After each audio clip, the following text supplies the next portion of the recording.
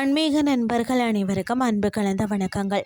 இன்றைக்கு நாங்கள் ஆன்மீகம் சம்பந்தமான பதிவில் தண்ணீரில் விளக்கு எரியும் 300 ஆண்டு கால அதிசயம், அதாவது பார்த்தீங்கன்னா தட்டான்குட்டை ஸ்ரீ பச்சை தண்ணீர் மாரியம்மன் திருக்கோயிலை பற்றி பார்க்கலாம் வாங்க.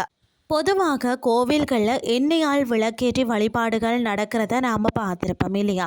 ஆனால் பச்சை தண்ணீரை ஊற்றி விளக்கேற்றினால் அது சுடர் விட்டு எரியும். அந்த அதிசயத்தை கேள்விப்பட்டிருக்கிறீங்களா? வாங்க பார்க்கலாம். அப்படி ஒரு மெய்சிலிக்க வைக்கக்கூடிய ஆன்மீக அதிசயம் நிகழக்கூடிய தலம் தான் நாமக்கல் மாவட்டத்தில் பார்த்திங்கன்னா ராசிபுரம் அருகில் இருக்கக்கூடிய, அதாவது தட்டான்குட்டை ஸ்ரீ பச்சை தண்ணீர் மாரியம்மன் திருக்கோயில்னு சொல்லக்கூடிய கோவில். அருகில் உள்ள நகரம் பார்த்திங்கன்னா ராசிபுரத்தில் இருந்து சுமார் 3 கிலோமீட்டர் தொலைவில் தான் இருக்கிறது தட்டான்குட்டைன்னு சொல்லக்கூடிய இடம். என்னென்னு சொன்னால் ராசிபுரம் பேருந்து நிலையத்தில் இருந்து மிக எளிதாக நகர பேருந்துகள் மற்றும் ஆட்டோக்கள் மூலம் இந்த கோவிலை அடையலாம். 300 ஆண்டு கால பச்சை தண்ணீர் விளக்கு அதிசயம். சுமார் 300 ஆண்டுகளுக்கு மேலாக ஆண்டுதோறும் நடைபெறும் பங்குனி திருவிழாவின் போது இந்த அற்புதம் நிகழ்கிறதுன்னே சொல்லலாம். சடங்கை பொறுத்த வரைக்கும் பார்த்திங்கன்னா திருவிழா நாளன்று அதிகாலையில் கோவில் பூசாரிகள் பார்த்திங்கன்னா புனித நீராடி கோவில் கிணற்றில் இருந்து குடத்தில் தண்ணீர் எடுத்து வருவார்களாம். அதாவது அதிசயத்தை பொறுத்த வரைக்கும் அம்மன் முன் சுடர் விட்டு எறியக்கூடிய விளக்கில் அந்த இருக்கக்கூடிய எண்ணெய் முழுவதையும் வடித்து விட்டு கிணற்று தண்ணீரை ஊற்றி திரி போட்டு கொளுத்துவார்களாம்.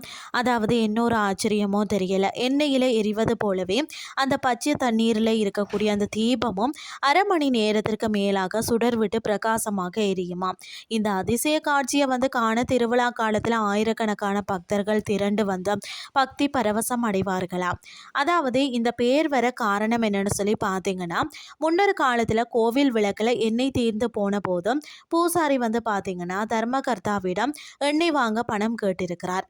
விரக்தியில் இருந்த தர்மகர்த்தா பார்த்தீங்கன்னா, உன் மாரியம்மன் சக்தி வாய்ந்தவள் தானே, தண்ணீரை ஊற்றி பற்றவை அப்படின்னு சொல்லி கூறியதாக சொல்லப்படுகிறது. அம்மனை வேண்டி பூசாரியும் தண்ணீரை ஊற்றி திரிய பற்ற வைக்க விளக்கு சுடர் விட்டு எரிந்தது. அந்த அதிசய நிகழ்வுக்கு பிறகுதான் அன்னைக்கு பச்சை தண்ணீர் மாரியம்மன் என்ற திருநாமம் உண்டானதாம்.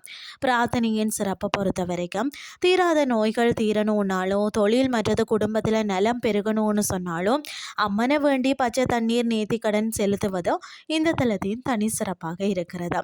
நாமக்கல் ராசிபுரம் பக்கம் செல்லும் வாய்ப்பு கிடைத்ததுன்னு சொன்னால் இந்த அற்புத திருத்தலத்திற்கு சென்று நீங்களும் ஸ்ரீ பச்சை தண்ணீர் மாரியம்மன் அருளை பெற்று வாருங்கள் என்று சொல்லி கூறிக்கொண்டு இன்றைய ஆன்மீகம் சார்ந்த பதிவை நிறைவு செய்து கொள்கிறேன்.